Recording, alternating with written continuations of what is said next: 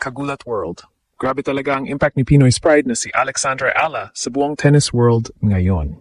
Hindi lang basta rising star ang 20-year-old Filipina na ito ay patuloy na ginugulat ang buong mundo sa kanyang mga panalo laban sa mga top 10 players present at former.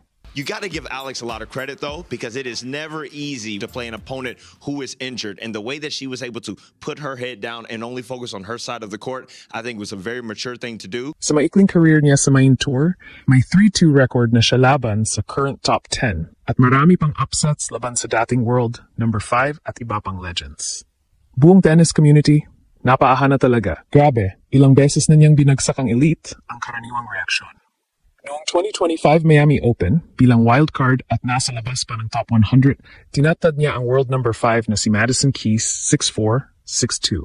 Sunod-sunod na panalo. Sa quarterfinals, ginulat niya ang world number 2 at multi-time Grand Slam champion na si Iga Swiatek 6-2, 7-5. Comeback mula 4-2 down sa... Doon nagsimula ang phenomenon ni Alex, mula underdog, naging player to watch sa buong tour. Sa 2026 Dubai Tennis Championships, tinatad niya si world number 8, Jasmine Paolini, 6-1, 7-6 sa round of 32, dominant sa first set at clutch sa second set tiebreak. Ang record niya laban sa elite, 3-2, patunay na handa na siyang maging consistent threat sa top tier. Hindi lang current top 10 ang kanyang natalo, pati ang former champions tulad ni Jelena Ostapenko, dating world number 5 at French Open winner, ay na-upset niya. Ipinapakita ang kakayahan niyang harapin ang experience at explosive power ng top players. Ang social media buzz, overwhelming pride at excitement ng mga Pinoy at tagulat ng international fans. She's collecting top 10 scalps like it's nothing, sabi ng marami, habang pinag-uusapan ang kanyang fearless lefty game at mental toughness. Young aspiring athletes sa Pilipinas. Inspired, nakikita nila kung paano hinahandle ni Alex ang pressure, ang spotlight at ang fame ng may humility. Si Alex mismo ay nananatiling grounded. Sa bawat post-match, nagpapasalamat siya sa experience, sa crowd, at sa mga sumusuporta. Ang kanyang X-factor, lefty advantage, smart tactics, mental toughness at never-give-up attitude, ang dahilan kung bakit patuloy siyang gumugulat sa buong tour. Ngayon, fresh ang momentum mula Miami at diretso na sa clay season debut sa Upper Austria Ladies Linz Open WTA 500, April 6 to 12. Posibleng clash ulit sa heavy hitters at maraming analysts ang naniniwala na dito palalakas ang kanyang top 10 winning streak. Buong mundo napaaha na. Ang isang Filipina na dating wildcard ay isa ng top 10 slayer na dapat abangan sa bawat laban. Dala ang bandera ng Pilipinas at inspirasyon para sa susunod na henerasyon. Grabe talaga ang ginagawa ni Pinoy's pride na si Alex sa buong WTA Tour. Hindi lang basta rising star, patuloy na ginugulat ang mundo ang 20-year-old Filipina na to sa kanyang mga panalo laban sa mga top 10 players, both present at former. Sa kanyang maikling career pa lang sa main tour, may 3-2 record na siya laban sa current top 10 at marami pang upsets laban sa mga dating world. Number 5 at iba pang legends. Buong tennis world, napaaha na talaga. Grabe, ilang beses na niyang binagsak ang mga elite? Ang dating ng lahat habang nakikita ang kanyang resume. Tara, i-breakdown natin ng husto ang kanyang mga iconic wins. Una, noong 2025 Miami Open, ang tournament na nagbago ng lahat para kay Alex. Bilang wildcard pa lang at nasa labas pa ng top 100, tinatad niya ang world number 5 na si Madison Keys sa round of 32. Isang Australian Open champion at seasoned veteran, pero walang sagot si Keys sa aggressive lefty power ni Alex. Tapos sunod-sunod. Sa quarterfinals, ginulat niya ang world number 2 at multi-time Grand Slam champion na si Iga Swiatek ng 6-2, 7-5. Comeback mula 4-2 down sa second set, pure heart at fearless shot-making. Yun ang naging turning point. Mula roon, naging phenomenon na si Alex. Fast forward sa 2026 Dubai Tennis Championships. Sa round of 32, pinagsak niya ang world number 8 at dating Dubai champion na si Jasmine Paolini. Dominant sa first set, tapos clutch T-break sa second. Third top 10 win na yun at biglang naging positive ang kanyang record laban sa elite, 3-2.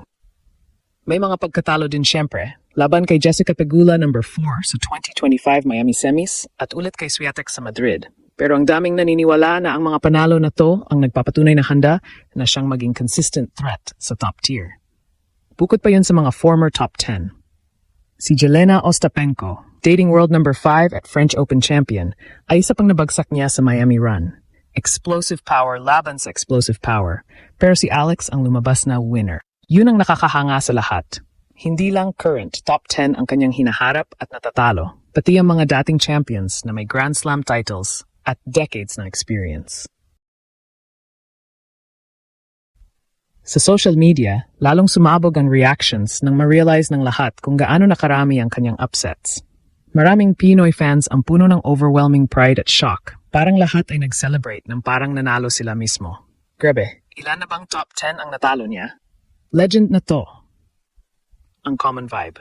May kaba, tuwa na halo habang binabalik-balik ang mga highlights. Excited sila sa bilis ng kanyang growth, inspired sa paraan kung paano niya hinahandle ang big names, at sobrang proud na isang kababayan ang nagpapakita ng ganyang klaseng talent. International fans naman ay nahahalina at naintriga. Biglang natutuklasan nila na ang isang batang Filipina ay maaring maging player to avoid sa tour. She's collecting top 10 scalps like it's nothing. Ang dating ng marami na may halo ng respect at surprise. Ang daming emosyonal na kwento mula sa live buzz. Habang nagaganap ang mga laban, maraming supporters ang nagpo-post na may luha sa mata dahil sa pride. Parang buong Pilipinas ang sumisigaw sa bawat breakpoint at winner ni Alex. May mga nagpapahayag na ito ang patunay na ang tennis ay hindi lang para sa mga may malaking ranking, kundi para sa mga may heart, hunger at tamang preparation. Young aspiring athletes sa Pilipinas, inspired na inspired. Parang kaya ko rin to kung magtatrabaho ng ganito, ang nararamdaman nila. Kahit sa mga pagkakataon na natalo siya ng mabilis tulad sa huling Miami laban kay Muchova, ang focus pa rin ng fans ay sa kanyang overall journey, mula wildcard heroics hanggang consistent top 10 killer. Si Alex mismo ay nananatiling grounded at grateful sa lahat ng ito. Based sa kanyang post-match vibes, hindi siya nagyayabang sa mga upsets.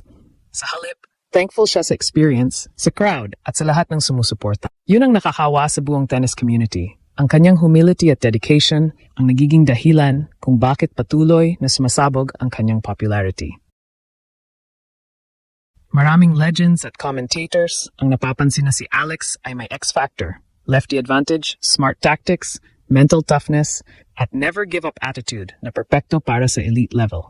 Ngayon, habang fresh pa ang momentum mula Miami kahit round of 16 lang, solid pa rin ang points at prize money. Diretso na siya sa clay season debut sa Upper Austria Ladies Linz Open, WTA 500 sa indoor clay mula April 6 to 12. Possible clash ulit laban sa heavy hitters at maraming analysts ang naniniwala na dito palalakas ang kanyang top 10 winning streak. Career high ranking niya sa paligid ng top 30 at ang mga panalo na to laban sa present at former elite ay nagbibigay ng extra confidence para sa French Open prep at mas malalaking goals. Ang ganda ng kwento ni Alex, 20 years old pa lang, pero may resume na puno ng historic upsets. Hindi lang siya naglalaro para sa sarili. Dala-dala niya ang bandera ng Pilipinas, ang pride ng milyon-milyon, at ang inspirasyon para sa susunod na henerasyon. Buong mundo napaaha na talaga. Ang isang Filipina na dating wildcard ay ngayon ay isa ng top 10 slayer na dapat abangan sa bawat tournament.